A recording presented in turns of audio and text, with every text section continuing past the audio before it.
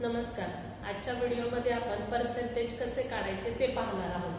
500 चे 15%, 600 चे 12%, 430 चे 20%, 240 चे 30%.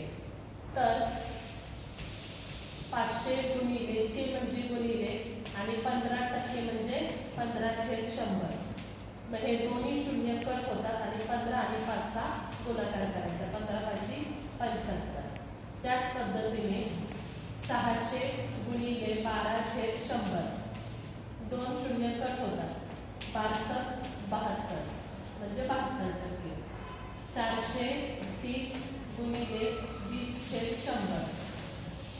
मग हा शून्य कट होतो आणि हा शून्य कट होतो. या दोघांचा गुणाकार करायचा. 32 6 आणि 3 8 86%. 240 गुणिले 30/100.